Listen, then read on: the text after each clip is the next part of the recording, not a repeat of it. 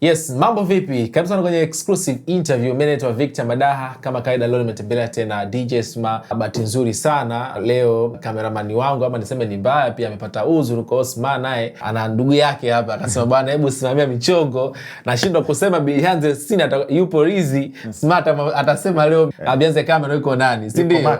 Yuko Mark. Yes. Basi leo bana Bianze kamera yuko Mark, na huu muonekano wote ambao unaona hapa anausimamia yeye. Alafu baadaye tunaambia bana Mark bana ushutiaji yako uko vipi? Engo zake ziko vipi? Nitapenda sana comment yako ukitoa hapa. Na siku nyingi sana sijafanya interview na DJ Sma, bahati nzuri sana Sma amekuwa ni mtu fulani hivi ambaye ana mambo mengi sana. Nilimwona pia alikuwa kwenye Fuse Adventure ile. Baadaye pia nimeona yuko Zenji pia kwenye Kizimkazi kule. Mambo yalienda vizuri sana. Sma kwema? Lakini kwema, alhamdulillah. Mambo anasemaje? Namshukuru Mungu. Yani siku zote neema zote kwenye Biblia wanasema ni kwa neema ya Bwana. Kwenye Qur'an wanasema ma bikum min ni'matin fa min Allah, neema yote inayotoka ni kwa Mwenyezi Mungu. Kwa hiyo alhamdulillah, sina zaidi ya hilo. Kabisa kabisa. Tunamshukuru Mungu. Mambo yanaenda. Tunamshukuru Mungu. Na bahati nzuri mengi ambayo pia umekuwa ukinielekeza nikiwa nafanyia kazi mengi amekuwa akienda kama yanavyotakika. Tunamshukuru sana Mungu kwenye hilo. Alhamdulillah, Mungu ana bless. Kabisa kabisa. Sma, kabla nani sijarudi kwa sababu kwa Zanzibar kule, nataka nianze na ile ambalo lilikuwa limechukua sura mpya. Ilikuwa ni maneno ambayo yametoka ni makubwa sana, nikasema nikipata time nzuri ukirudi nikuulize kuhusiana na hili. Nabii Tito amezungumza maneno ambayo ni makali sana. Tunamfahamu Nabii Tito before huko alikuwa akizungumzaga maneno kama haya. Alikuwa anazungumza baadaye watu wanampuuza na nini na nini. Sio unaelewa? Lakini atufahamu from nowhere pia amerejea, anajirekodi, anazungumza maneno makali kuhusu Mheshimiwa Rais na serikali kwa ujumla. Nikasema Sma, kwenye hili hasa baada ya kusikia yale maneno kwa wewe hasa kwanza umeyapokea vipi hasa? Hii jambo nimeliona na naweza kusema nashukuru umeniuliza, kwa sababu nilikuwa na conflict ndani, ni address niiongelee nisiongelee, kwa sababu kuna vitu ambavyo Mungu anakujalia, sio uwezo wako. Mungu anakujalia unaona kitu kwa darubini ambayo ni tofauti kabisa, na imekuwa inanisumbua sana ndani. Nashukuru kwamba Victor umeiona na umeiulizia. Naomba niwape watu kwa perspective ambayo baada ya kusikiliza haya nitakayowaambia huenda mtazamo wao ukabadilika kabisa. Sasa kuna kitu ambao watu naita psych profiling. Psych profiling kila mtu anayo kwake. Mimi, wewe, Mheshimiwa Tito na wengine wengi. Ni ufafanuzi wa kitabia wa mtu. Kwa hiyo mimi Tito, mimi siamini kwamba kutokana na imani yangu kuna nabii baada ya nabii wa mwisho Mtume Muhammad sallallahu alaihi wasallam. Kwa hiyo mimi nitamuita Tito. Psych profile yake hainiumizi kabisa, wala sishangai anachokisema. I'm not surprised na kile alichokisema. Umeona? Even though this time amevuka mipaka. Sasa kuna vitu ambavyo kwenye saikolojia unatakiwa angalie triggers. Ni kitu gani ambacho kimempelekea mpaka afanye vile, aseme vile. Alafu kuna baadhi ya mazingira mengine yuko na mke wake, nimeona nyingine yuko na mtoto wake, alafu na yale maneno hayo hayajaniumiza kwa sababu ya psych profiling yake. Ila sasa kuna vitu ambavyo vimezunguka. Kwanza unamshukuru Mungu kwa kukujalia uwezo wa kuona vitu kwa darubini ya namna hii, lakini pia unapata wakati mgumu, unajiuliza kwa nini watu hawaoni vitu jinsi vilivyo. Kwa hiyo issue iko hivi, sio yeye. Siseme sio yeye kwamba ndo anachokifanya. Ni jinsi watu walivyoipokea cha kwanza na jinsi watu walivyoitumia. Sawa? Na naomba nikuvunjie kidogo katika njia ambayo huenda watu wakaielewa vizuri. Ina pande mbili. Ina pande ya walioitumia hii, wana upande wao na wana characteristics zao. Alafu ina upande ya sisi wapokeaji ambao ndo tumepokeleshwa hiyo jinsi ya wale watu walivyoitumia. Kwenye ubongo kuna kitu kinaitwa prefrontal cortex, ambayo ni sehemu ya ubongo ambayo ndo inajihusisha na mantic, reasoning, inajihusisha na thinking, kufikiria, lakini inajihusisha na ufanyaji maamuzi katika upande wa ubongo wetu. Ila mkabala wake kuna kitu ambacho kinajulikana kama amygdala. Amygdala ina deal na hisia, ambapo hasira, woga, furaha na vitu vingine. Sasa hii amygdala iko very powerful. Inapokuwa haijawa trained, haijafundishwa, haijalelewa vizuri, ina uwezo wa kufunga ufanyaji kazi wa prefrontal cortex, ile sehemu ya ubongo yenye kuna nini. Na kwa sisi wapokeaji hichi ndo kilichotokea. Ni upande mmoja wa psyops. Psyops ni operation za kisaikolojia za kumwathiri mtu jinsi anavyofikiria na kumwelekeza mtu afanye maamuzi fulani. Ndo psyops, psychological operation. Zinatumiwa sana na vyombo vya intelijensia na wanajeshi na watu kama hao. Kwa hiyo kuna upande huo. Ukiweza kuitumia hii amygdala inafunga upande wa prefrontal cortex ya kufanya maamuzi. Kwa hiyo sisi jinsi tunavyopokea ina upande huo ambao kuna makala ambayo mtu akitaka kusikiliza psyops kwa ukamilifu wake inaitwa psyops, iko kwenye YouTube channel yangu. Nimeielezea, kuna mbinu kama 14 ambazo zinatumika. Hiyo ni upande wetu na nimeigusia kwa ufupi kwa sababu hiyo hainiumizi kichwa, ila sasa huku tunapoenda ndo sehemu ambayo tunatakiwa watu wa pay attention, tuwe makini zaidi sana. Na mara nyingi huwa nasema, na hizi interview mimi nakumbuka katika watu ambao tumepambana kuelimisha watu baada ya machafuko tarehe 29 ni mimi na wewe. Tulijitoa mwanga ambao kipindi kile watu walikuwa hawaongei wala hawasemi. Kwa hiyo hivi mlolongo wao unakuwa unauelewa. Tumemaliza upande wa sisi wapokeaji. Nataka tuingie upande wa walioitumia hii issue. Na Bi Tito tumeshasema kuna psych profiling yake na yeye kuongea vitu kama hivi sio mara ya kwanza, sio ajabu sana, japokuwa this time ameenda level nyingine. Kwa hiyo haisumbui yeye kufanya hivyo. Then tukaje kwenye upande wa psyops, jinsi ambavyo hisia zetu sisi kama raia wa kawaida zinavyochezeshwa na kutumia hisia kwa sababu ya kuzuia upande wa mlango wa akili kufanya maamuzi na reasoning. Sasa nataka tuende kwa watu ambao wameitumia. Amefanya vitu vikuu vitatu, lakini nataka tuongelee vikuu viwili alivyofanya na Bi Tito. Cha kwanza, amejiita yeye ni Mungu. Cha pili, amemtishia na kuna sehemu katukana kabisa Rais wa Jamhuri ya Muungano wa Tanzania. Hivyo ni vitu viwili vikuu. Sawa. Sasa hapa inakuja sasa, kuna watu ambao wako kwenye siasa ambao wameitumia hii kama risasi au kama silaha ya kisiasa. Hii inatuambia kitu kimoja cha muhimu sana na tumekuwa tunakisema sana, mimi na interview nyingi sana tumeziongelea na tunakumbushia tena. Nayo ni pale ambapo uovu unapokuwa una manufaa. Umeelewa? Uovu unapokuwa una manufaa. Na hiyo ndo inamuonesha karakta ya mtu. Inakuonesha Sma, inamuonesha Josefu, inamuonesha Victor na mtu mwingine ni mtu wa aina gani. Pale ambapo mtu kwa makusudi na kwa dhamira na kwa vitendo ana promote uovu na uchafu na uvunjifu wa heshima simply because kwa vile tu vina maslahi na yeye. Yani ule uovu unamsaidia yeye, anaichukua kama agenda, imekuwa kama silaha, weapon, imegeuzwa kuwa silaha. Sasa hii inatuambia kitu fulani hivi, na sio kwamba hawajui kwamba ni uovu, sio kwamba hawajui kwamba ni makosa, lakini kwa vile ina faida kwao. Umeelewa? Ndio. Sasa hichi kitu kina expose, na ndio maana mtu ukishakuwa sensitive kama Sma ambao unaweza ka notice vitu kama hivi, unapata wakati mgumu sana kuishi na watu. Ndio. Hii ina expose, inadhihirisha dhamira ya ndani kabisa ya mtu. Mimi nina uwezo wa kusoma maneno ya watu, nika read between the lines, nikajua, lakini pia matendo yao. Kwa hiyo kitendo cha kumchukua na Bi Tito, watu wanampost. Maria Sarungi kampost. Kuna Nuru kampost. Kuna sijui Kinepa kampost na wengineo. Tena inafikia kipindi anasema mimi nilikuwa sijamfollow, sasa hivi nimemfollow baada ya kupost video hii. Nimeiona kwenye nani yake. Anazungumza hicho kitu. Yani kaposti kwenye threads. Unajua sasa hivi niliongelea kwenye Operation Breaking TZ. Jinsi ambavyo algorithms zinavyochezeshwa. Mimi sijawafollow wale watu. Ila ninakutana na feeds zao karibia kila siku. Zinaletwa. Hizi ni algorithm, ni vita vya kialgorithm vinapigana. Na I hope watu ambao wako baadhi ya idara watakuwa wanaweza kujua na jinsi ya kukabiliana navyo. Kwa hiyo unakuta mtu yuko tayari kupost uovu, japokuwa anajua ni uovu, lakini ina faida kwake. Ina expose, inadhihirisha vitu fulani. Na hii nataka Watanzania watulize akili yao, waangalie hili jambo kwa umakini sana. Pale ambapo mtu anajiita Mungu, ni kufuru, it's blasphemy, ni kufuru kwa Waislamu na Wakristo, kwa imani yote ni kufuru black and white. Pale ambapo unamtishia mtu kwamba nitakuua wazi wazi, ni kosa la kibinadamu, ni kosa la kiungwana na la kiutu. hata la kiimani pia ni kosa la kiimani. Sawa. Alafu kwenye level nyingine mtu ametukana kabisa matusi ambayo tumeyasikia. Kwa hiyo hii inadhihirisha nini? Watu ambao wana promote hii video, lengo lao sio haki, lengo lao sio ukweli, lengo lao ambapo mara nyingi sana tunasikia mtu anasema kwamba tunataka haki za binadamu, tunataka uungwana, tunataka ustaarabu, alafu unakuwa selective, unachagua aina ya ustaarabu kutokana na convenience yako. Kipi ustaarabu upi unakubeba wewe na ustaarabu upi uko dhidi yako wewe? Umeelewa?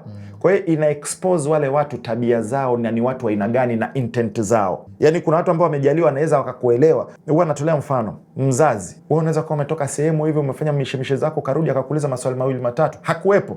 Lakini mmoja akajua unanidanganya. Hakuwepo. Ila anafahamu jinsi anavyoongea na wewe tu. Anajua wewe unanidanganya. Yeah, sure. Kwa hiyo kuna watu wana kipaji hicho cha kuweza kujua kwamba huyu lengo lake ni hili. Sasa hii kisaikolojia ikoje? Mtu anapodai kwamba anataka haki za binadamu au anataka uungwana, lakini anapromote vitu ambavyo viko kinyume na haki za binadamu na kinyume na uungwana. Nilishatoleaga mfano pindi kile. Mtu anaposema kachome, kauwe, kaharibu, kafanye vitu vipi. Uwezo kwa anasema unataka maendeleo na amani na wakati wewe unapromote vitendo ambavyo viko kinyume na hicho. Kuna ile gari Magomeni kabla ya uchaguzi ilivamiwa ikapigwa na nani. Watu wakaichukulia kwamba unaona raia wamechoka na nini na nini. Ila kuna upande ambao haukuwa wakiungwana, ambapo ni kuharibu mali ya umma, ambapo kulikuwa kuna watoto na wazee wa mule ndani, ilikuwa ni hatarishi. Lakini upande huo mmefumbia macho. Ila upande mwingine ambao una faida na nyinyi ndio mnau amplify. Inakuexpose wewe ni mtu wa aina gani. Utasikia wanatumia mara nyingi dini, wanataka viongozi wa kidini na watu wa staarabu wasaidie. Na wakati huyu mtu anafanya kitendo ambacho kiko kinyume na matendo ya kidini na mna promote. Umesema kabisa hapa kwamba kwenye dini ya Uislamu na Kristo mtu yote kujidai Mungu ni kubwa sana. Hiyo hawajaiona, wameifumbia macho, ila wameenda kwenye kipande ambacho kina maslahi nayo na ni yule mtu ambaye anashambuliwa. Ila huku kusema alichokisema huyu sio sahihi. Kiimani, kiungwana, mtu yoyote kujiita Mungu. Hata kwenye Biblia ukiingia kuna sehemu ambayo wana wa Israeli walimtaka kumpiga mawe Nabii Yesu kwa sababu walidhania anajidai yeye Mungu. Umeona? Kwa hiyo utakuta kwamba hata kidini ni kosa. Kwa hiyo ukiingia sasa ile kwenye cognitive dissonance kwenye psyche kule ni mbinu ya kumfanya mtu ambaye hisia zake zifunike uwezo wake wa kiakili. Kwa hiyo kwa raia wa kawaida akiona watu wamepromote na wamepush, wanapata impression ile cognitive dissonance inafunga mlango wao wa kufikiria, lakini huyu kajiita Mungu, sio sahihi, lakini huyu katishia maisha, sio sahihi. Kwa hiyo inafunga ule mlango, wanakuambia the means justifies the end. Kwamba mbinu inayotumika inafaa kwa sababu ya malengo yetu ya mwisho. Na ndio ile kuna identity lock ambayo moja psyops ambayo inakuwa inatumika. Kwa hiyo ni watu ambao wanatumia mbinu yoyote as long as ina maslahi kwa hata kama ni mbaya. Hichi ndio kitu ambacho tunataka wa pay attention kwenye hili sakata. Sio ya Tito peke yake. Ila watu ambao pia wamejaribu kuichochea moto. Kuichochea na kufurahia na kuikuza. Imewa expose malengo yao kwamba lengo sio ustaarabu, lengo sio ungwana, hawako upande wa kidini, hawaijali dini, hawamjali Mungu, hawajali imani. Chochote na yoyote ambaye atafurther their interest, atasukuma malengo yao, wako hata shetani akitokea hapa akawambia nitakufikisheni malengo yenu, ni abuduni au niwezeshe, wako tayari kufanya hivyo. Na ina expose kitu ambacho ni deeper zaidi ndani. Sasa hii hatari yake ni nini? Hatari yake ndo tunapoelekea. Ndio maana nikasema Operation Breaking TZ. Kwanza wale watu kwa sababu wanasikilizwa, wanaonesha kwamba na kuizoesha jamii uovu ni kawaida. Kufuru ni kawaida. Kutukana ni kawaida. Kumvunjia mtu heshima ni kawaida. Maneno magumu kuanza kuyazoea. Ndo hicho wanachokifanya. Kwa sababu mtu kasema maneno mazito kabisa, kujiita Mungu na kutukana na kutishia kuua, lakini they walivyoihandle kwa vile na maslahi kwao, wamefanya kama this is norm. Kwa hiyo wanaizoesha jamii kwamba hivi vitu ni vya kawaida. Hiyo ni madhara ya kwanza. Ila ya pili, kwa mtu mwenye akili inaondoa trust. Kwa mtu yote mwenye akili ambaye anaweza akakaa akaangalia vitu kwa makini, atasema nyinyi sikuaminini tena. Kwa sababu iwapo mko tayari kupromote mtu ambaye anajiita Mungu na mnaona kawaida na mnampost na mnampromote watu wamfollow na you don't deserve our trust. Hatutakiwi kukuaminini. Inaua trust kwa watu ambao wanaweza kutuliza akili. Ila pia madhara mengine yanayokuja, inatengeneza jamii au utamaduni ambao chochote kinakubalika, kiwe ni kibaya kiwe ni kizuri. Ndio maana kuna watu ambao wako kupata hela kwao, iwe ni kuiba, iwe ni kutapeli, iwe ni kubaka. Kuna wengine mpaka kufanywa matendo fulani ambayo sio ya kiungwana, as long as wanapata simu, wanapata hela kwao. Kwa hiyo wanaifanya kuwa kawaida, na hii madhara yake tushaanza kuiona. Ukiangalia kwenye mitandao sasa hivi kuna binti wengi wanajiuza live mitandaoni.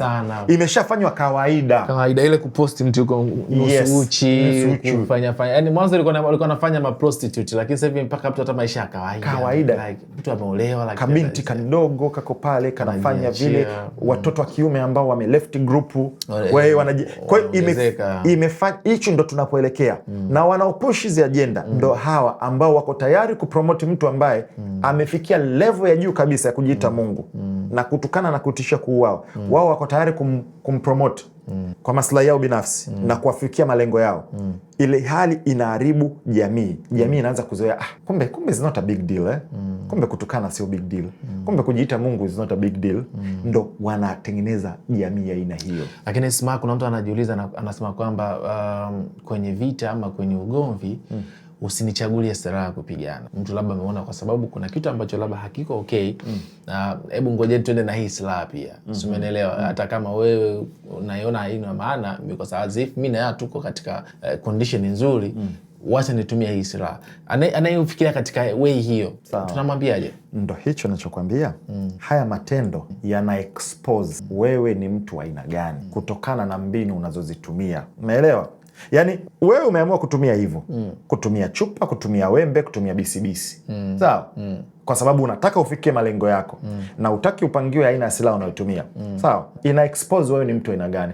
Na ndo maana hata mashirika ya kimataifa, Statutes of Rome, the Geneva Convention na UN na vitu kama hivyo, hata kwenye vita wameweka utaratibu wa kupigana. Usiue watoto na wazee, umeona? Watu wazima, usishambulie maeneo ya kiraia. Kuna aina silaha ambazo hazitakiwi kutumia, mfano kama white phosphorus, ile ni nani ambayo inachoma kabisa, ikiingia na choma mpaka mfupa. Kuna cluster bombs, umeona? Kuna weapons of mass destruction, lakini pia kuna chemical weapons za kemikali ambazo nani pale zinatoa sumu. Kwa hiyo kuna vitu vimewekwa kwamba hata hivi sio ungwana kwenye vita. Kwa hiyo yote ambaye anapigana kwa kutumia hivi, tunamtoa katika watu wa ungwana. Na tukisha kutoa kwenye watu wa ungwana, haufai kuwa kioo wala wewe sisi kukusikiliza. Kwa sababu kuna swali ambalo nataka kujiulize. Iwapo mtu yuko tayari kutumia mbinu hizi kufikia malengo yake au kupata anachokitaka au kupata madaraka, jiulize yuko tayari kutumia mbinu gani zingine kubakiza madaraka aliyonayo, kubakiza maslahi aliyonayo. Kwa hiyo yuko tayari, kama yuko tayari kutumia mbinu hizi kupata anachokitaka, then yuko tayari kutumia mbinu zingine, huenda hata mbaya zaidi, za kubaki madarakani. Kuna mtu anaanza kusema kwamba pengine kungekuwa labda na makubaliano ama maridhiano, yasingekuwepo haya. Nisema na mtu anakuambia, bana mimi nilikuwa nimeshikiwa kisu. Kwa hiyo nilichokifanya, jiwe lote ambalo nililiona pale, ili mradi niwe safe, niliamua kulitumia. Unaamini kwamba kungekuwepo labda na makubaliano hayo yanayoimbwa kila siku, labda maridhiano na nini, tusingefikia huko? Sawa. Sasa hiyo naomba niliweke pending. Kwa sababu ninachokifanya sasa hivi, nataka tu nielezee hii scenario ya Nabii Tito, then tutakuja huko kwenye maridhiano. Nataka nielezee scenario hii, jinsi watu walivyoipokea na walivyoitumia, na ina expose kitu gani. Okay, sawa. Katika hilo pia watu wajiulize maswali gani kutokana na hichi ambacho wana kinani? Swali zuri sana. Niliongea na tulifanya mara kadhaa, nilisema tuchague watu ambao tunawasikiliza, tuwa inspect, tuwakague watu ambao tunawasikiliza na wanatushawishi. Kwa hiyo kila mtu ana uhuru wa kumsikiliza anayetaka, simpangii mtu amsikiliza anayetaka, ila unatakiwa, na nishai kuquote kwenye Biblia na kwenye Qur'an, aina za watu ambao Biblia imetuelekeza tuwafate na aina za watu ambao Qur'an imeelekeza tuwafate na sifa zao. Kwa hiyo mtu anatakiwa ujiulize, iwapo mtu yuko tayari, hii ndo maswali ya kujiuliza. Iwapo mtu yuko tayari kumpromote mtu ambaye amejiita Mungu, je, huyu mtu ana lengo gani nyuma? Simply because yule mtu ndani ya ujumbe wake una maslahi na yeye kisiasa. Yes. Mtu yuko tayari kupromote mtu ambaye anajiita Mungu, blasphemy. Na actually mimi naongea kwa sababu nimekaa pia siku ngapi hizi sijakutana na shehe kaongea, sijakutana na padri kaongea. Natamani wangeongea wao, mimi nisingeongea haya. Sawa? Wao ndo uwanja wao huo. Kwamba kiimani. Mambo ya kiimani. Mtu ashajiita Mungu. Lakini sijakutana nazo, kwa hiyo inabidi tu tuwekane wazi. Kwa hiyo swali la mtu kujiuliza ni kwamba iwapo mtu yuko tayari kumpromote mtu ambaye anajiita ni Mungu, kwa sababu yule mtu katika ujumbe wake una maslahi naye ya kisiasa, na yule mtu anashambulia maadui zake, huyu mtu yuko tayari kufanya mambo mangapi mengine, umeelewa, kwa maslahi yake. Huyu mtu anaweza akatuuza mchana kweupe, anaweza akakubali kupromoti watu wanaolefti magrupu na wa marangirangi haya, kuwa yuko tayari huwa tuko mbele ya muda. Unakumbuka kuna mdada fulani yuko Marekani akawa anasema, Trump njoo, tuko tayari kukupa nchi, chochote unachokitaka, chukua madini, chukua nini. Unaikumbukaga hiyo? Sasa ndo hivi tuliongea. Sasa hivi ndo yanakuja yanaonekana kwamba how far mtu yuko tayari kwenda mbali kiasi gani, kuvunja mipaka kiasi gani, ili apate matakwa yake au maslahi yake binafsi. Wengine wako tayari kuiuza nchi na madini yake na kila kitu chake kwa Trump, ili mradi malengo yao binafsi yafanikiwe, sio ya Watanzania. Sawa? Kwa hiyo hayo ni moja ya maswali ambayo mtu anatakiwa ajiulize, kwamba huyu mtu ambaye anapromote mtu ambaye anajiita Mungu yuko tayari kwenda mbali kiasi gani kwa sababu ya maslahi yake binafsi. Swali la kwanza. Swali la pili, ni kitu gani kingine wako tayari kukipromote ambacho huenda hatujakiona sasa hivi? Sawa? Je, wako tayari kupromote chanjo zenye sumu? Wako tayari kupromote vyakula ambavyo vina madhara kwetu, GMO? Wako tayari kupromote vitu ambavyo vya LGBTQ ambayo ni kinyume na culture yetu? Wako tayari kutoa maslahi yetu ya nchi yetu kwa kiasi gani kwa maslahi yao?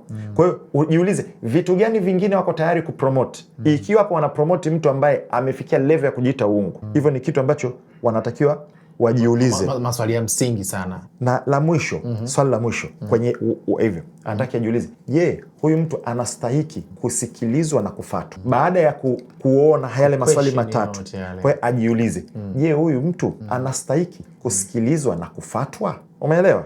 Kwa hiyo hayo ni maswali ambayo watu wanatakiwa wajiulize. Lakini Sma, baada ya hayo maswali sasa, ni ujumbe gani ambao unaweza ukajumuisha haya yote sasa? Baada ya haya yote ni ujumbe gani tuende nao katika hili? Cha kwanza, Mungu amemuumba kila mtu na uwezo wake. Wengine tuna by nature tuna uwezo wa kuona hivi vitu, wengine mpaka waelekezwe kidogo. Kwa hiyo wanatakiwa kufanya au kujifunza ni kwamba ukitaka kumjua mtu, angalia yuko willing kupromote kitu gani, itakwambia ni mtu aina gani. Umeelewa? Ukimwona msanii anatembea na mashoga, anavaa mavazi ya kishoga na vitu kama hivyo, ina maana anapromote hivyo vitu, inakwambia yule mtu ni wa character aina gani. Ukimwona msanii anapromote mambo yanayoharibu maadili, inakwambia ni mtu aina gani. Unapomwona kiongozi ana promote vurugu, ghasia, chuki, ni mtu aina gani. Na hiyo naomba niongeze mifano kidogo kwa kumalizia. Hapa tumepitia kipindi chenye msukosuko wa Tanzania. Tangia tarehe 29 tumepanda tumeshuka, tumepanda tumeshuka. Lakini Watanzania kwanza, sasa hivi kama umenotice, washachoka hizi drama. Sijui kama umenotice. Sasa hivi Watanzania kama wamechoka hizi drama. Yani kila siku wanaambiwa hichi, wanaambiwa hichi, tokeni, mara watoki, sijui maandamano. Unakumbuka 77? Tulikaa hapa kabla ya 77. Nikakwambia hakuna maandamano. Kwa sababu nimezunguka, nimeweza kupima, nikaona Watanzania hawana interest ya kutoka. Sawa? Ikabuma ile, wakajaribu kusema, baada pale wakasema 88 haikutokea. Kwa sababu wamenotice Watanzania washachoka. Watanzania wanataka kuendelea na maisha yao, mambo yaende. Sawa? Japokuwa kuna mapungufu kwenye nchi, kuna madudu kwenye nchi, na tunayakemea na tunayasema. Juzi nilikuwa na interview na msemaji mkuu wa TAKUKURU na nikamuuliza maswali kuhusu mapapa wakamati, tuliongelea. Kwa hiyo tuna address hivi vitu. Sema ndio ile, kuna ile issue ya watu wa gari jekundu, kuna maneno mpaka wakusikie useme watu waliuawa, watu sio nini, watu kuna maneno yao wakisikia ndio wanafurahi. Ila ukiaddress kwa njia ambayo tofauti na wao wanavyotaka, utukane na nini, in a way of peaceful, hawataki peaceful.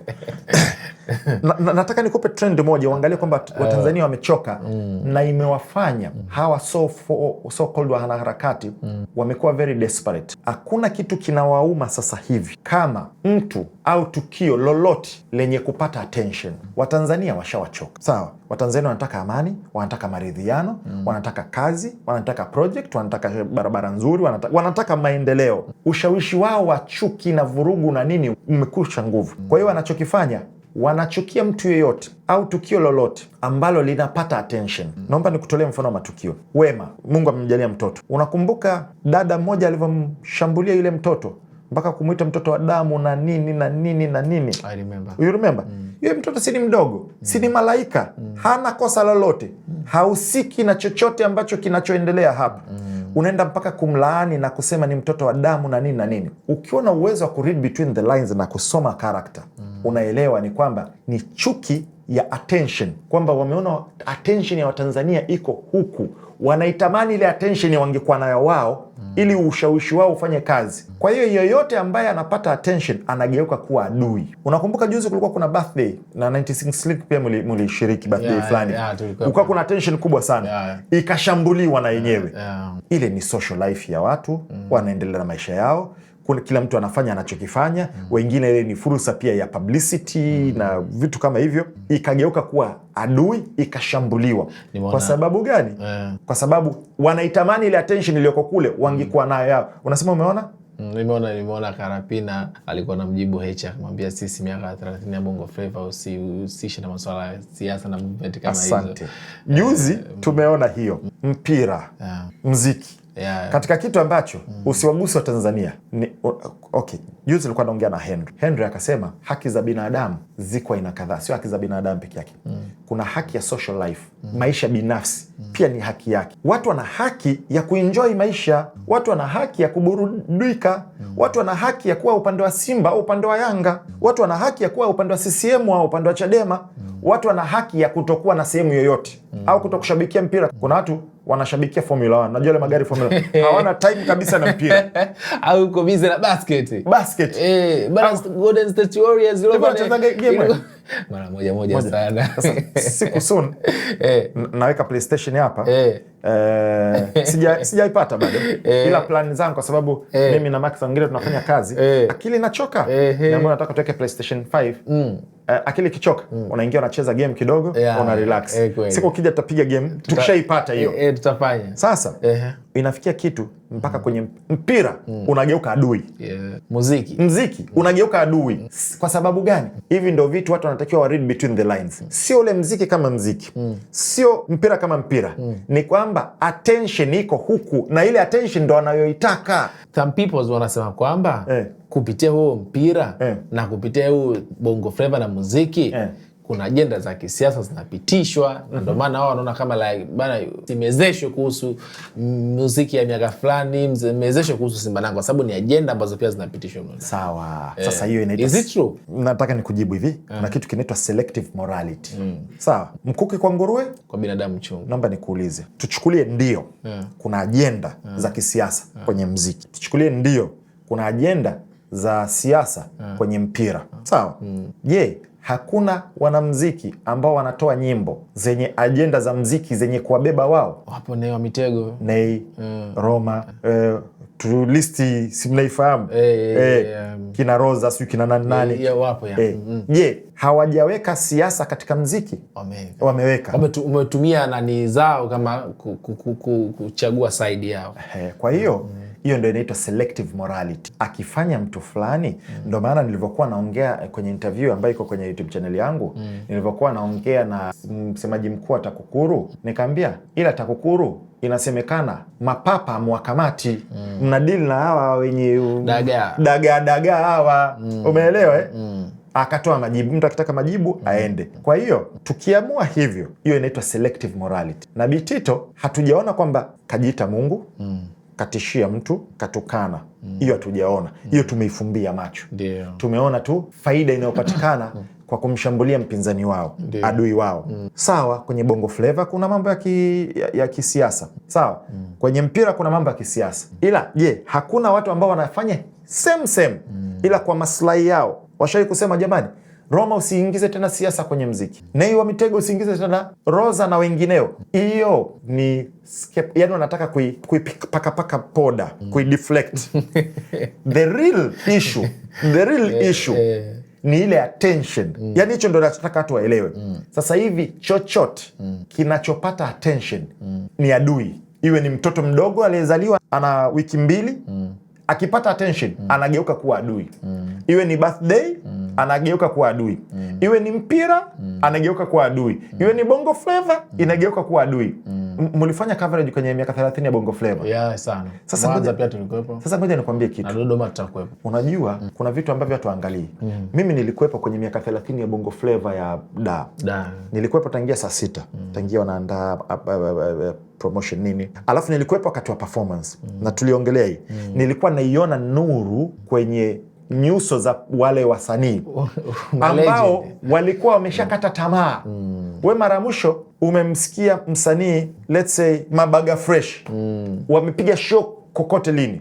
Na hapana. Inawezekana hata jenzia hawajui Mabaga Fresh. Sawa. Had Blasters. Sawa. Na wengineo wengi. J-Mo, Stara Thomas, Hadi Madi. Listi ni kubwa. Kwa hiyo kwa kiasi kikubwa wengine wana miaka mingi hawajafanya show. Ila wamepata nafasi, wamethaminika, wamekutana na watu wanaimba nyimbo zao mstari kwa mstari, watu wanawashangilia, imewapa faraja, wamepata chochote kitu pale. Sawa? Kuna ukumbi umejiingilizia kipato. Kuna watu wameuza vinywaji wamejiingizia kipato. Kuna system tofauti watu wamejiingizia kipato. Wao nataka kuiataki yote kama haina faida, wakati pia kuna watu wamefaidika mule ndani. I don't know niweke vipi mtazamaji asinielewe vibaya.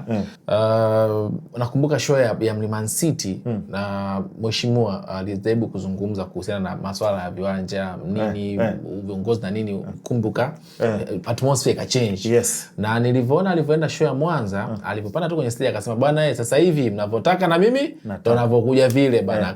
Akupiga maneno pale, mziki kwa vitu vikaondoka. You understand? Yes. Sikuona politics ambayo ilihusika sana hasa kwenye show ya Mwanza, I don't know. Lakini nimekuja kuona kama nilivyokuambia hapo, makamu mwenyekiti alikuja akazungumza bana bana isiwe na nani sana. Hata Sugu pia alizungumza hiyo kwamba bana niliona mimi kuna element za masuala ya politics. I don't know, sijajua endapo mimi ningeona Mwanza kama maneno haya pia angekuepo. Na nilikuwa naiona hii. Sitaki issue ibadilishwe. Unajua kwa namna ninavyoenda ili tamasha likiwekwa ile sura kwamba washikaji wapo kwa sababu ya kueneza agenda fulani, wanaharibu. Itaharibika. Lazima tuende black and white. Yes, kwa sababu likifanywa ni la siasa wanaharibu. Na ndo sasa nimeona hata Karapina alivyomjibu nanili.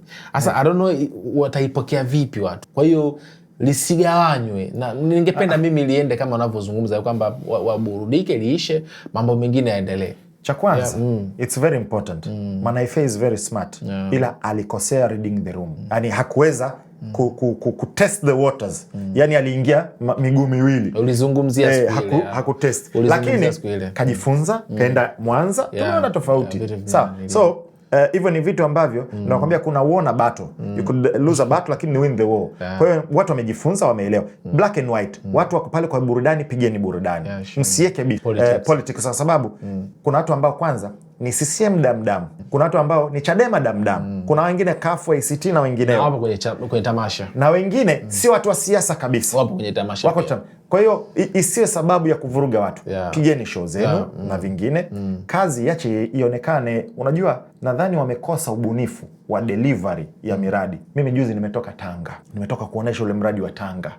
Umepokelewa, ile video imepokelewa mpaka Watanzania wamefurahi. Mradi ambao umefanyika pale Tanga. Serikali iliingiza almost bilioni 440. Sawa? Zimesharudi zote. Ile bandari kwa mwaka ilikuwa inaingiza meli 110. Sawa? Sasa hivi inaingiza mpaka meli 700. Ni ongezeko kubwa sana. Kuna makampuni ya clearing and forwarding 29. Sasa hivi yako 400. Kwa hiyo unakuta kuna maendeleo makubwa ambayo yanaendelea. Watanzania wameona, wameelewa. Nimetoka Zanzibar, nimeonyesha Zanzibar bandari wanaojengewa. Yes. Pia nirudi sasa huko. Anyway, tumalizie ila kwetu. Sawa. Kwa hiyo kwenye mambo ya your final statement waangalie kwanza kwenye issue Bongo Flava. maendeleo wawe creative, watafute njia creative ya kuonesha maendeleo yao. Wasichafue wakalazimisha kitu ambacho watu wako tayari kukubali, ambayo ni sanaa kuchanganywa na siasa. Lakini kwenye Simba na Yanga hiyo mimi nabisha. Nilikuwepo Zanzibar, nimeingia, nimeona mpira mwanzo mwisho, it was amazing. Yanga tumeshinda pale. Alafu kitu ambacho nilikiobserve, Watanzania asili yetu sisi ni amani. Simba yani tumekaa, unaona jezi nyekundu kijani, mchanganyiko. Hakuna ugomvi, hakuna vita, hakuna nini, watu wanashangilia, Yanga wamefunga wameshangilia, Simba wamekuwa wapole. Hiyo ndo asili ya Wabongo. Lakini hiyo ni kwa Zanzibar tu kiongozi. Mimi mbona nishaenda mara kadhaa hapa. Huwa inatokea. Kwa Mkapa. Huwa inatokea lakini kwa asilimia kubwa unaangalia asilimia. Kweli. Kitu kikitokea. Mfano unaweza ukasikia bana, katika AC 1000 tulizotengeneza ni 1% tu ndo mbovu, zimeharibika. Lakini kwa hiyo huwezi ukasema kwamba kampuni hii ni mbaya. Kwa sababu katika 1% ya vitu 1000 ambayo ni AC 10 kati ya AC 1000 basi kampuni haifai. Uwezo ukageneralize. Umeona? Kwa hiyo kwa ujumla watu wanaangalia, wanaenjoy. Unakuta mimi na wewe. Wewe timu gani kwanza? Mimi Tanzania sina timu. Una timu. Sawa. Wewe umepiga kisiasa. Kwa hiyo unaweza kukuta mfano mzee wangu Azim Deuji, yeye Simba, mimi Yanga, ananipaga tiketi. Mwanangu nenda kaangalie, na tunaenda pamoja pale, tunaangalia mechi, tunatoka pale tunaongea fresh tu, maisha yanaendelea. Umeona? Kwa hiyo hiyo ndo nature ya Watanzania. Kwa hiyo kule hakukuwa kuna chochote, imeenda fresh. Kwa hiyo nimalizie tu watu wajiulize maswali, na hii ni formula watu kwamba mtu aangalie kwamba yuko tayari kupindisha misingi ya kiungwana kiasi gani kwa sababu ya agenda yake. Issue ya Nabii Tito, wale waliompost na kufurahia na kuambia watu waende wakamfollow na nini imewa expose vibaya mno how they are ndani yao na malengo yao. Yani wako tayari, nakwambia akitokea shetani sasa hivi akawambia nakupeni mnachokitaka, niabuduni mimi au shirikiana na mimi, imeonyesha kwamba wako tayari hivi. Ubaya kwa sababu mtu kashajiita Mungu lakini mnampromote na mnampa nani, imewa expose vibaya mno. Kwa hiyo watu tuangalie aina ya watu wa kuwafuata. Haya, hiyo nimemaliza. Ila Zanzibar kwa kuchombeza. Adui usimchagulie silaha. Sasa mimi nakubali, ila kwenye physics kuna kitu kinasema hivi, every action has an equal and opposite reaction. Sawa? Kila tendo kina tendo mkabala linaloendana nalo. Wewe kwenye boxing ukizidiwa, ukianza kupiga chini ya mkanda ambao unacheza mchezo mchafu, mwenzio akikupiga buti usimind. Na ndio hiyo kilitokea kati ya Evander Holyfield na Mike Tyson. Holyfield alikuwa anampiga sana vichwa Tyson. Yani alikuwa anacheza mchezo mchafu sana. Tyson akaona sio shida, akapita na sikio. Umeona? Kwa hiyo kucheza alafu pia kichezewa na wewe usilalamike sana. Utakachokifanya jua kuna mkabala. Tukianza kutafutiana silaha mbovu na mimi nikichukua mbovu usilalamike. Kwa hiyo nyinyi mkianza kufanya hivi na upande wa pili wakianza kufanya hivyo, mwisho wa siku ndo tunazidi kushuka level. Na juzi mimi nilivyokuwa Tanga, na hii nawaambia nani, tulienda nikaenda kwenye bandari, mkuu wa mkoa kule Batilda alitupokea vizuri, tukaonesha bandari ilivyokuwa. Tulikuwa mimi na Baikola, yeye akaenda sokoni akatembelea wadada. Kitu kingine nimejifunza nani, maendeleo hayataki ujuaji. Tulivyokuwa Tanga, kuna soko ambalo linajengwa, thamani yake serikali imewekeza 6.9B lijengwe. Wamewaomba wale waliokuwa kwenye ile soko wakahamishia, ilikuwa ni kiwanja cha wazi. Watanga wamehama. Unajua sisi wengine unaambia bana, ameni tunataka kufanya maendeleo, tunagoma ugomvi. Kwa hiyo wamehamia pale. Baikola akaenda kwa salimia, akawapa hapa mtaji nini fresh. Kuna mshikaji kwa naye akapita kwenye bodaboda akawatia nani kidogo, nikapita ndani. Sasa wakati tuko pale, kumbe kulikuwa kuna mkutano wa kimkoa wa CCM. Mkuu sijui hata kisiasa wanahitaji. Mkoa wa kichama. Mwenyekiti wa chama mkoa Rajabu. Sijui ilimfikiaje. Akaona akapenda. Tukaitwa.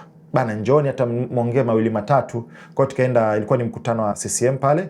wenzangu, Baikola ni mwana CCM, akaongea nini, mimi nikamwambia jamani, mimi sio mwanachama, lakini tukaongea mawili matatu, ila nilichoambia msijishushe level ya chini. Yani si unaona mtu anashuka level ya kushirikiana na mtu ambaye anajiita Mungu, na wewe usishuke huko, utakiwi. Nikasema unajua Afrika vimebakia vyama 5 tu, no actually ni 6 ambavyo ndo vilivyokomboa nchi na bado viko madarakani. 6 tu, vingine vyote vimeondolewa.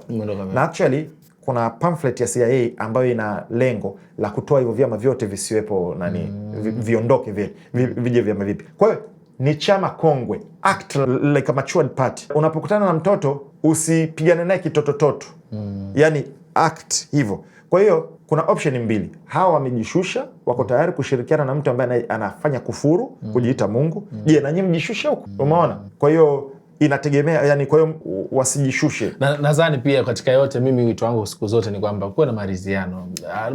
Haya ma conflict ya siku zote bwana yanachosha kusaidia. I think kuna haja sasa tuamke bwana. Kesho bwana Diamond kaachia ngoma, kesho Simba anacheza, yani tuchangamke bwana. Na ukweli ni kwamba Watanzania washaichoka CCM, washaichoka Chadema, washaichoka sijui wasiti hizi siasa za washachoka, wanataka maendeleo, wanataka maisha. Ndio hicho. Siku nafikiria nitoe makala ni address hiyo, lakini that's a point for another. Unachosema watu wamechoka, hebu ridhianeni, malizeni, sisi tuendelee na maisha yetu. Na hii mtu asije akaenda kakata jamani, maana pale umetaja vitu vingi, watu wamechoka fulani, umechoka fulani, isiye tu kama amechoka moja afu zingine ziondoe. Hayo umeiona mbele sana, watu wanaweza shwa watu wameichoka hii tu bana. Hivyo Sma, ulikuwa Zanzibar bwana? Yes. Kwenye Kizimkazi na huko kwa dabi kachezwa pia, bahati nzuri experience ya dabi umeizungumzia hapa. Pakoje bwana? Naona mpaka na jezi umekuja nazo hapa bwana. Hii mpya. Kumbe si. Hii bwana, kwanza nianze na hii. Mpya kabisa hii. Kuna mwana shabiki, mwana Fuse, mwana SNS. Mpya kabisa bwana. Hii mpya kabisa. Wow, Adidas. Ambaye mfuatilia DJ Sma, lakini pia ni mshabiki wa Baikola. So unafahamu Baikola?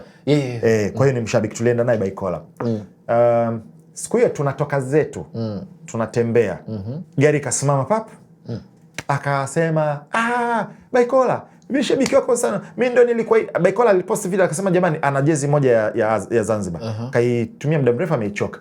Akamwahidi jezi 5. Kwa hiyo bana, mimi ndo nilikuahidi zile jezi 5. Ukiwa na nafasi njoo. Mnaenda wapi? Tukamwambia tulikuwa tunaenda uwanja wa Amani kuchukua tiketi. Twendeni. Jamaa akatupeleka mpaka Amani. Umeona? Ila baada ya hapo pia tumezunguka mitaani. Kwa hiyo jamaa anadili na vitambaa. Yuko ZSSF parking. Kwa nyuma duka namba 4 ndo duka lake lipo, anaitwa Abdulaziz. Kwa hiyo kanipa hii zawadi ya Wazanzibari. Kumbe umepewa kabisa hii zawadi. Hizo Wazanzibari wana love sana. Yani ukizunguka mtaani, original kabisa hii Adidas. Bwana, Wazanzibari wana jezi aina nyingi. Nimeziona sio chini ya 40. Jezi aina nyingi sana. Tena kuna hiyo mpya jamani, mimi naitamani. Ina mlango hapa. Hiyo naitamani sana. Kama kuna Zanzibar, mimi sijaipata. Kama kuna mtu ambaye anaweza akawakilisha ambayo ina mlango wa Zanzibar. So hii nimepewa zawadi na Blaziz. Anauza vitambaa vizuri sana vya suti. Vikoi hivi ambavyo wanavaa Waislamu lakini wa Masai, na mashuka. Yuko nyuma ZSSF, duka namba 4. Kwa hiyo hii ndo nimepewa kutoka kule. Tumezungukia bandari.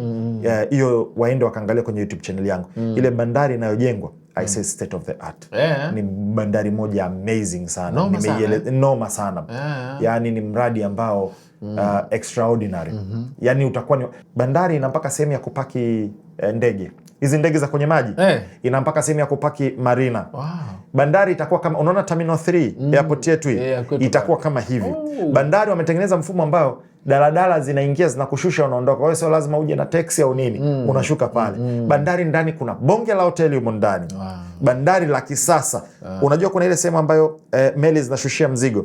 Wametengeneza katika mfumo ambayo maji yakishuka inashuka, maji yakipanda inapanda. Kwa sababu bandari ya sasa hivi maji yakicheza, kuna nyakati wanashindwa kushusha mzigo kwa sababu ya kina. Ile ni adaptive.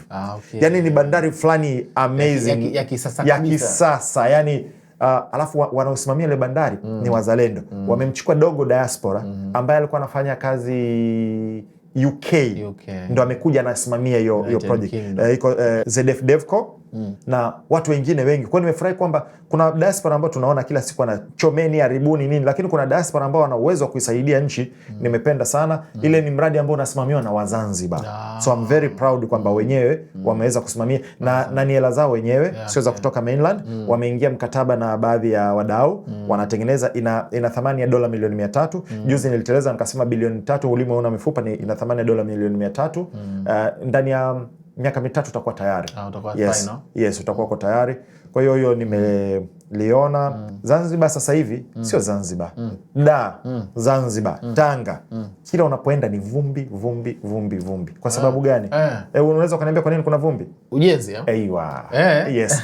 Yaani nchi yetu sasa ukandarasi. Kila unapoenda kuna ujenzi, kuna ujenzi, kuna ujenzi, ambayo inamaanisha kwamba kuna maendeleo yanaendelea. Na kule nimekuta mimi nishasema before, mimi sio mwanasiasa, ila wa Zanzibar Mungu amekujalieni kiongozi. Mkileta demokrasia yenu, sio miaka 10 akae pembeni. Yule mpeni hata miaka 20. Mimi nakwambieni, mpeni hata miaka 20. Sema kwa Mwinyi umwambie kitu. No, mimi namkubali sana. Sasa nimegundua hiyo kitu na love sana kwake bwana. Kwa sababu kuna vitu amevifanya ambavyo nadhani havijafanywa kwa muda mrefu sana. Umeona? Na huku pia nilichofanya, unajua kuna kitu ambacho nimekipenda. Ukifuatilia tangia Nyerere, Mwinyi, Mkapa, JK, Magu, kila mmoja alikuwa anakuja na vipaumbele vyake, vitu vyake. Kuna mwingine kilimo kwanza, kuna mwingine ilikuwa ukusanyaji kodi kwanza, Magufuli ilikuwa ni viwanda. Lakini kitu nilichopenda ni kwa hii awamu ya mama ni continuity. Kaendeleza miradi ambayo aliacha Magu. That's very important. Unajua kuna miradi mingi imekufa kwa sababu aliyekuwepo kiongozi wa kipindi hicho kaondoka, aliyeingia sio kipaumbele chake. Kwa hiyo mingi ilikuwa imekufa. Vingi alivyovianzisha Magu, iwe ni SGR, iwe nini, vitu vingi sana kaviendeleza. Vingine vimekamilika, vingine. Alafu kuna vingine kaongezea. Kwa ile continuity ile, paid something amazing. Nimeenda, kwa hiyo nimezunguka pale. Wazanzibari wana love kubwa sana, nimezunguka. Mimi sikuwa na lengo la kwenda Kizimkazi. Haikunipeleka hiyo. Nilitaka kwenda kuona maendeleo kule. Kumbe wewe uko tofauti kabisa na ile Kizimkazi. Sijahusika kabisa kule. Mimi najua umeenda kwenye Kizimkazi bwana. Mimi nimetoka Tanga. Nikaona bandari ya Tanga. Nikawa impressed. Na nimejiwekea nataka nizungukie miradi inayoendelea Tanzania. Yaani niko tayari, nataka nikusanye timu mwezi mzima, nisikae Dar. Nizunguke huko kwenye ukajionee mambo. Ila sasa kuna kitu ambacho kimenivunja moyo. Kipi sema hicho? Tumeenda, tumepokelewa bandarini pale, tumeonyesha bandari. Nilienda Jumamosi, unajua. Acha wiki hii.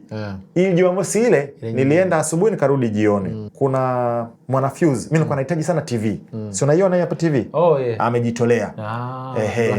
Blackstone. Kwa hiyo akajitolea, nikaenda kuifuata kule Zanzibar. Ndio kilichonipeleka nikarudi, lakini nilivyoenda nikakuta maendeleo.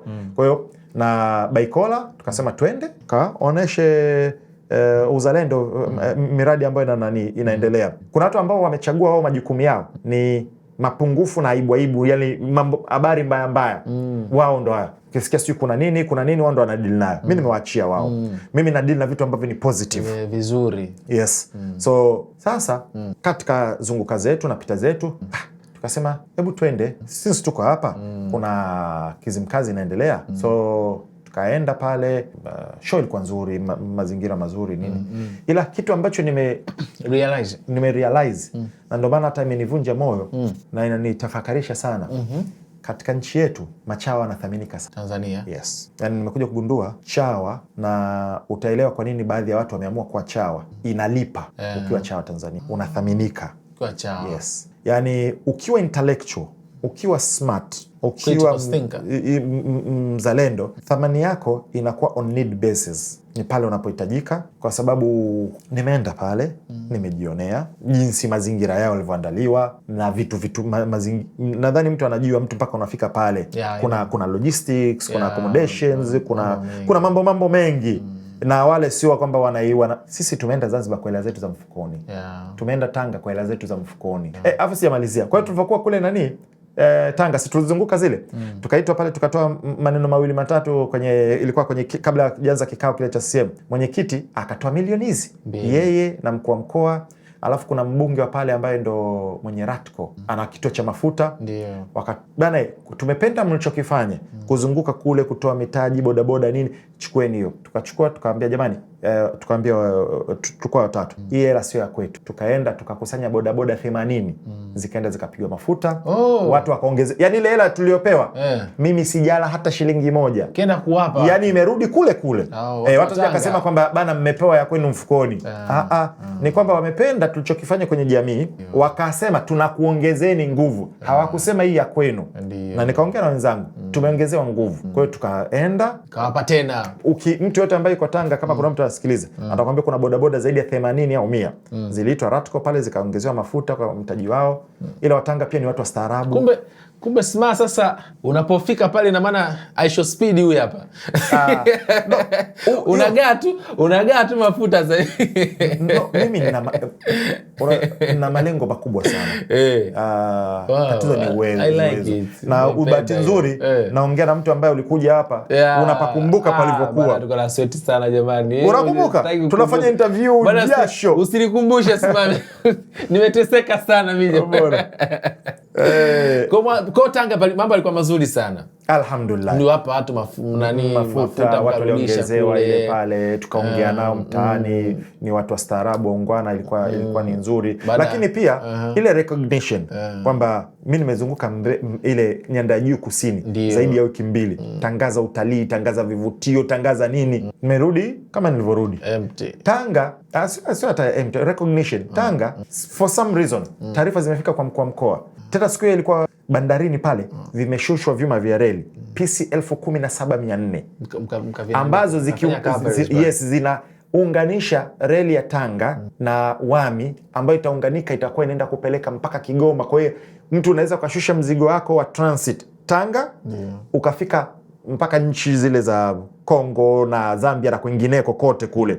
Yes, yani kwa hiyo kuna mradi mkubwa sana unafanyika wa integration hiyo. Amezikuwa akatupokea pale vizuri kuwa ile nani, na mimi niliwaambia jamani, mimi sio mwanasiasa wala sina chama wala sina interest yote ya chama, ila walitupokea. Kwa hiyo inatia moyo. Kwa hiyo nilikuwa na tamani baada ya kuona mradi wa Tanga, baada ya kuona mradi wa Zanzibar, na hata ukipita kwenye comment section TikTok, Instagram, YouTube, Watanzania wamefurahi sana kuona kwamba kumbe kuna miradi mikubwa ambayo inafanyika. Watu walikuwa hawajui. Kwa hiyo nimetamani nani, lakini nimekuja kugundua kwamba wale ndio wenye priority. Wanasikiza sana. Wale ndio wanawezeshwa, wanapewa paumbele na vitu kama hivyo. Message yako vipi kwenye hili? Vitu vingine, that is the reality. Kwa hiyo nimevunjika moyo. Na utakuwa cha itakuja kutokea. Ngoja nikwambie. Unajua mimi kitu gani ambacho kinaniongoza mimi? Mimi nimesoma dini miaka 5. Kuna hadithi ya Mtume SAW inasema hivi, yoyote atakayemnyenyekea mtu kwa sababu ya hela yake, imeenda nusu ya imani yake. Sitokuja katika maisha yangu mimi kuja kuwa chawa, wala sitokuja kuingia kwenye siasa. Mtume SAW anasema kwenye mafhumu al-hadith, mtu yote ambaye ataingia na kujinaji kutaka uongozi, Mwenyezi Mungu hatakuwa upande wake. Lakini yule ambaye watu watamchagua na kumpa nafasi kwa hiari yao au uteuzi, hiyo ni tofauti. Kwa hiyo kuna baadhi ya misingi mimi siwezi kumnyenyekea mtu kwa sababu ya hela. Bro, mimi mwaka wangu angapi? Mwaka zaidi ya 15. Sina kazi. Naishije sijui, riziki yangu inatoka wapi sijui. Mungu ananistiri. But you're still surviving. Yani kwa sababu imani yangu mimi kwa Mungu wangu is very powerful. Matukio niliyopitia mimi kwa Mungu wangu, kuna dua ambazo nikiziomba, kuna vitu mimi yani vitu vimenyoka. Vimenyoka. Kwa hiyo issue ya uchawa is not an option. Lakini kuna watu ambao kwao ina pay. Yes, so unaona priority ya baadhi hawa wanapewa priority. Nyinyi ambao mnaenda mnatangaza utalii, mnatangaza mabandari, mnatangaza nini, kwenu it's not a priority. Si tumeenda kule kwa gharama zetu na kujitolea. Kwa hiyo nilikuwa natamani nizunguke, lakini nadhani nitarudi sasa hivi. Acha nipambane mimi na wanafunzi wangu na nani mambo. Nadhani small ulichokizungumza hapa, nadhani mamlaka ziangalie zione namna gani ambavyo, kwa sababu ninachokifanya ni kitu kizuri na uzuri kama unavyo. Kuna baadhi ya viongozi ambao ni wasikivu, nadhani kwenye hilo ulichokizungumza wataangalia kwa namna moja ama nyingine kuweza kuwawezesha ninyi kama nyinyi ambao mnakuwa mnazunguka mtaangaliwa. Mtaangaliwa uzuri. Sasa hivi smile pia una nguvu, ukizungumza vitu vinaenda. Kwa naamini pia hata kama ni engagement, hiyo kitu sasa hivi uko nayo. Kwa hiyo naiona hiyo SMA watakucheki na kingine ni nini? Vita nani? Itatengeneza mazingira. SMA anasema hivi ili apewe hivi. No. Ndio hicho uzuri sasa umeanza zamani SMA. Mimi nimewekeza kiasi kikubwa sana kwenye saikolojia. Ndio maana ni mwepesi, kwanza na talent binafsi lakini ninasoma sana. Na uwezo wa ku read between the lines na kujua kitu gani. Ndio maana prediction nyingi sana za kwetu tukifanya unakuta kweli zinatokea. Lakini kwa kumalizia kidogo sasa SMA. Unajua kuna ndugu zangu hapa nisipogusia hata kwa uchache waza kanuna sana leo. Trump amezungumza kwamba baada ya muda mchache ile Humusi ile pale itakuwa ni himaya ya Marekani. Sasa hiyo ni kauli ipi? Kwa sababu ashasema kwamba iko chini yao. Sasa ashasema sisi ndo tuna control Strait of Hormuz. Kwa hiyo ameshasema huyo ndo Trump bwana. Yeye ndo anaicontrol. Hivi hujamsikia akasema kwamba wameniomba mimi niongoze Iran kwa kipindi. Huyo ndo Trump. Kwa hiyo tushamzoea, lakini ule muziki umekuwa mzito. Generali wake Curtis kaambia mwanangu chomoka kwenye muziki. Kweli? Hivi unajua MQ9 Reaper wamepoteza 25%, asilimia 25 ya inventory ya MQ9 Reaper. Juzi waleka order ya MQ9 Reaper za US dola 200. Kwa hiyo na stockpile yao imepungua, it's costing them ina nini. Hivi vitabadilika sura. Ushakumwona pweza anavyobadilika mara anakuwa blue. Kwa hiyo kuna players wengine wataingia, yaani ndio inavyoenda. Sasa sasa hivi Saudia, Pakti leo wameingia, Pakistan, Uturuki, yani kuna, kwa hiyo vinabadilika sura. Ila ikiachwa mtu hizi wewe unakumbuka mara kadhaa nilikwambia wakiachwa mtu bei Israeli na Iran, Israeli anakalishwa. Si umemwona karudi nyuma?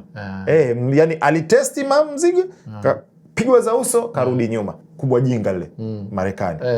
Wewe nenda kama sasa kakaza kinyuma. Umeona?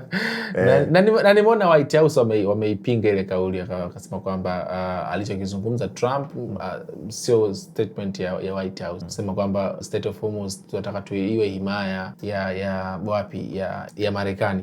Unajua Marekani ni taifa ambalo ni heavyweight, ni taifa kubwa. Sio, umeelewa? Superpower mnaita, si ndio?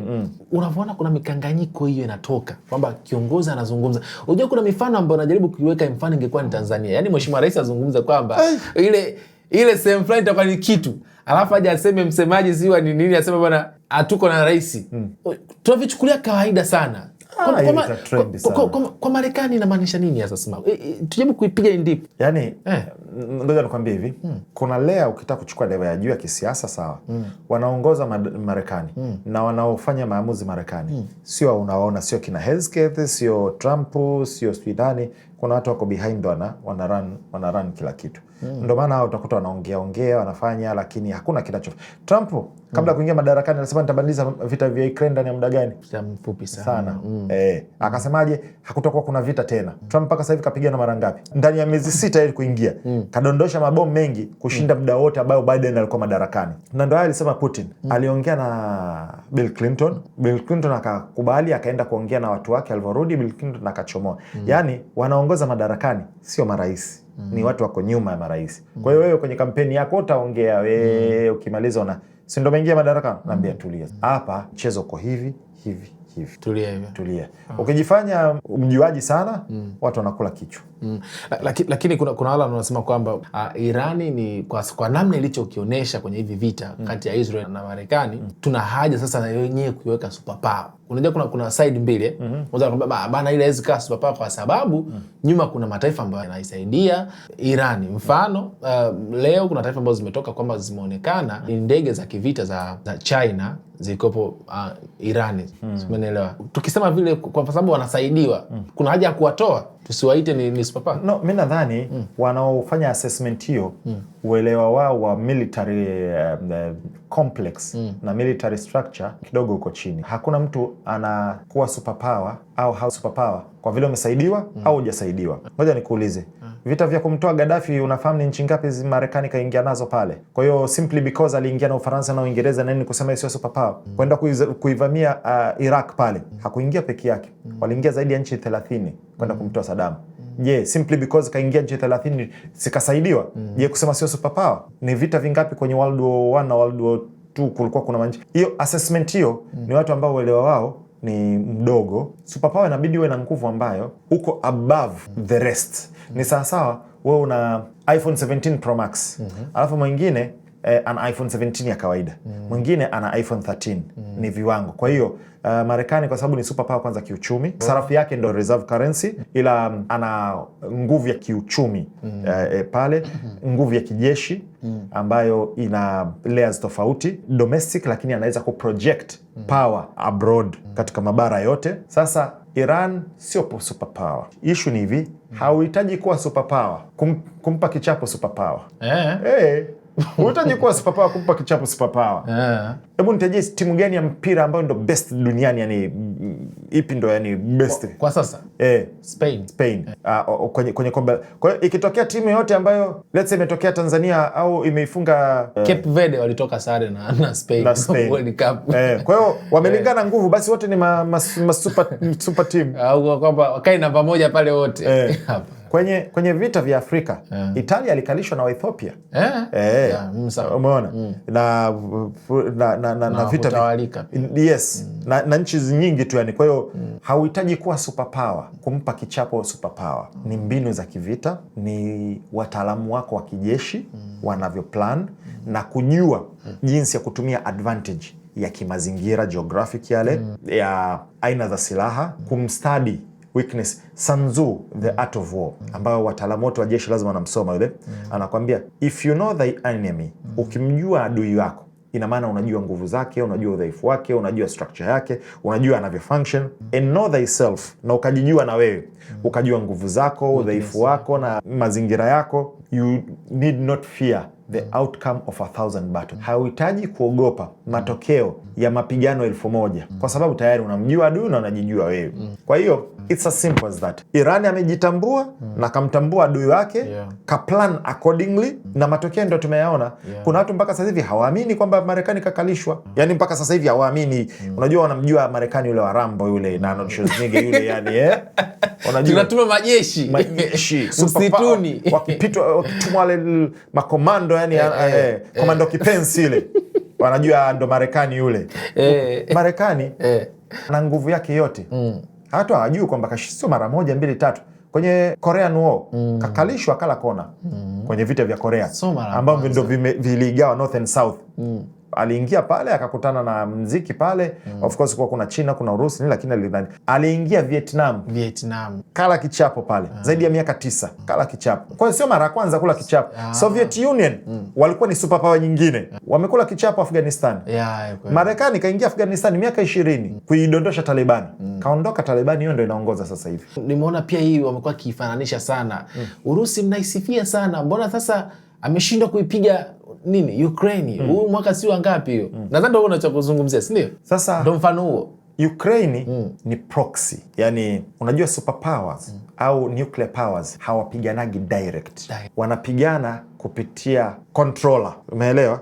Wanaweka watu, wanawapiganisha. Kwa sababu wao wakipigana ni rahisi sana kuescalate, yani kuvunja masharti wakaanza kutumia nuclear. Umeelewa? Kwa hiyo wanaepusha ile. Vita vyao vingi yanga ni proxy. Wanatafuta sehemu, huyu ana support huko, ana support huko, anapigana. Kama kinachoendelea Mali, Nigeria na Sahel ndio kinachoendelea huko. Al-Shabaab, Syria, ule Al-Sharaa ambaye ndio rais wa sasa hivi. Ni project ya CIA wale na Mossad ndio wamemtengeneza mpaka kaingia akachukua urais. Ukraine sasa hivi makombora yote ya Urusi ambayo yanafika. Analalamika, anaambia Marekani nipeni Patriot missiles zile. Umeelewa? Kwa hiyo Ukraine bila msaada game lingekuwa limeisha. Ukraine anasaidiwa na nchi zaidi ya 30. Umeelewa? Ufaransa, Ujerumani, Marekani, nchi za EU zile, Canada, Japani na wote wamempa F-16, wamempa Patriots, wamempa Tomahawk wamempa HIMARS, wanampa ISR, Intelligence, Surveillance and Reconnaissance, zile long range weapons. Ukraine hana satellite, hana uwezo wa kuongoza zile mabomu yaende akapige wapi. Nani anayefanya hivyo? Ni Uingereza na NATO na Marekani. Kwa hiyo ile ni proxy war. Hizi nchi zinapigana na Urusi kupitia yule. Wakisema watoke, waache Mtubee, haichukui mwezi. Kwa ina maana Marekani wanaitumia Ukraine kama uwanja. Yes. Yes. Kwa kumalizia sasa tufunge kipindi. Unadhani Irani imeacha sasa kuwasaidia watu wa huku Gaza na Wapalestina kwa sababu bado tunaona madhara ambayo pia Israel imekuwa ikiyapeleka kule bado yanaendelea vile vile, na tunakumbuka katika masharti ambayo waliyaweka ili kusitisha vita ilikuwa ni kuacha kushambulia. Lakini kila siku tunasikia watu kadhaa wameumizwa, watu kadhaa imekuwa hivi na hivi. Panatuliaje kule? Sasa hapo kuna maswali mawili. Je, amesitisha msaada? Aliwasaidia ili wajisaidie, na ndio maana hata sasa hivi angekuwa bila uwezo wao kusurvive wangekuwa wameshaweka silaha chini, washa give up. Japokuwa juzi kwenye peace deal walikubali Hamas kuweka silaha chini, Israeli kakataa. Unaona Lebanon bado wanapambana, na sasa hivi wameingia kwenye drone warfare ambayo inamsababishia madhara sana IDF. Kwa hiyo mapambano bado yanaendelea. Of course sio kama ilivyokuwa mwanzo walivyokuwa na Syria, ilikuwa ni rahisi kupitisha nani pale. Sasa hivi unaweza kusema zimepungua, lakini wale pia wamejitengenezea utaratibu wa kujizalishia. Hicho ndio alichokifanya Iran. Iran kwa nini amekuwa very successful? Military industrial complex yake ni ya ndani. Yale mabomu, mizinga, ma drone anatengeneza ndani, sio ya kuimport. Kuna component ana import lakini anatengeneza mwenyewe. Ingekuwa kila kitu ni cha kutegemea kutoka nje, asingekuwa ametoboa. Kwa hiyo ameambukiza Yemen, Wahuthi. Hao madudu wanatengeneza wao wenyewe.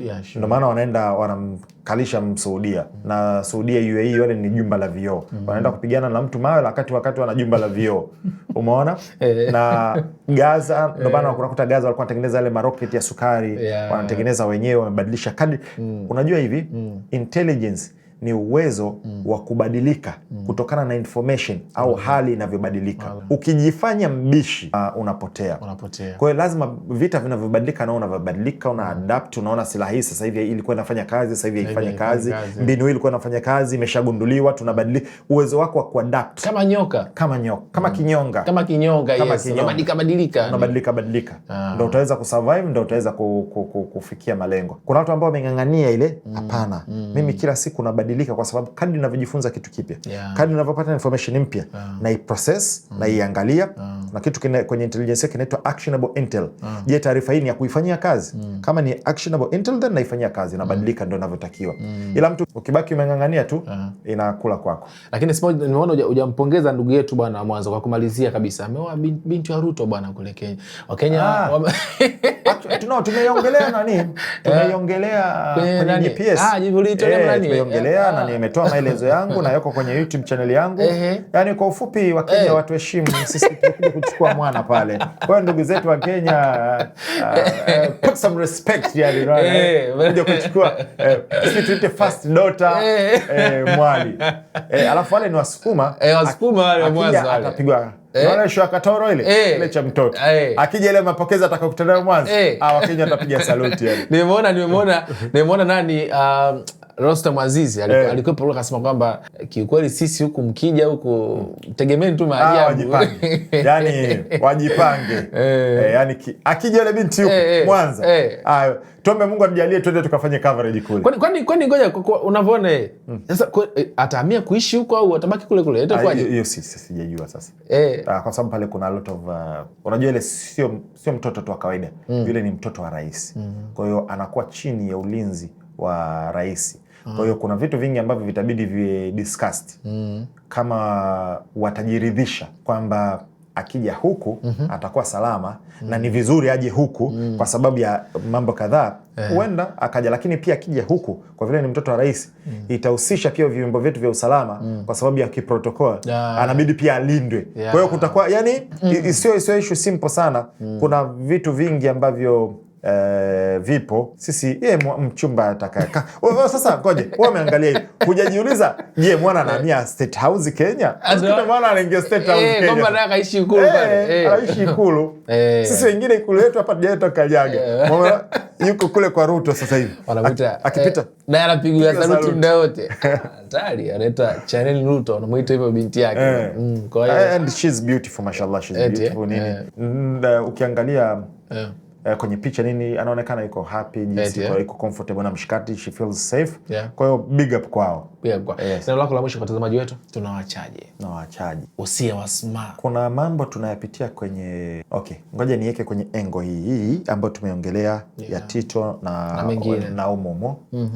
Ukitaka kumsoma mtu umjue karakta yake, angalia ni mipaka gani anaiheshimu na mipaka gani anaivunja. Hiyo itakwambia ni mtu aina gani kuliko hata maneno yake. Yani mwangalie, ukimwona mtu let's say mnafanya naye kazi, kuna dili ya kupiga, utasikia bana tuwe waungwana, tuwe staarabu, sijui nini, alafu ikitokea dili anapiga, never trust his words, usiamini maneno yake.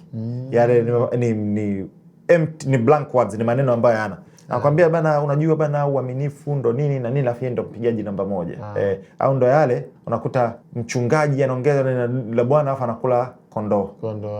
Kwa hiyo yani ukitaka kumsoma mtu angalia matendo yake, na matendo yake angalia mipaka yake. Ni kitu gani yuko tayari kufanya, ni kitu gani haiko tayari kufanya. Itakwambia zaidi ya wewe kumtambua karakta yake, kumtambua ni mtu aina gani kuliko maneno yake. Kwa hiyo hiyo ni moja ya vitu ambao na miwa na formula washikaji lazima ni mtesti. Huwa na mitego yangu na mbinu zangu ambazo lazima ni mtesti ili nimjue karakta yake. Ili mimi sitaki surprise. Of course inatokeaga binadamu anaweza kukusurprise. Kwa kuja kutukana na kio pap, unaanza kujiuliza ndo huyu? Sio ndo huyu. Hiyo mimi siangalia kidogo, najilaumu mimi. Nilishindwaje kusoma? Kila mtu ana patterns. Kila mtu ana red flags au ana green flags. Kuna vitu tu ukiweza kuvinotice hivi, kama unaweza kusoma, unaweza ukajua what to expect. Au how to deal with. Na moja ya formula muhimu sana ambayo ninadeal nayo is we teach people how to trust. Sisi ndo tunafundisha watu jinsi ya kudeal na sisi. Wewe mtu akikuvunjia heshima tu, ukitolerate, anajua kumbe hata nikimzengua ataongeza. Mtu akikuvunjia heshima pale mweke sawa, anajua kumbe huu ndo mpaka wake. We teach people how to treat us. Kwa hiyo ni vitu next time nitakwambia moja ya vitu muhimu sana ya communication skills. Moja watu wanapata shida sana ni jinsi ya kufikisha ujumbe wao clear katika jinsi ambayo inatakiwa ili wapili aelewe. Hiyo next time tutaiongelea. Sma, asante sana kwa wakati wako, na sisi tumefurahia sana kuwa na wewe siku ya leo. Na naamini pia unajua mimi kutana na Sma bwana, vitu vinakuwa ni vingi sana. Tuna flow sana. Yani muda tu wakati mwingine ndogo unakuwa ukuta anasema Sma, asante sana kwa wakati wako bwana. Pamoja sana. Shukrani sana. One love. Tuendelee kupambana. Si ndio bwana? Inshallah. Fuse 96 links zidi kuenda matawi.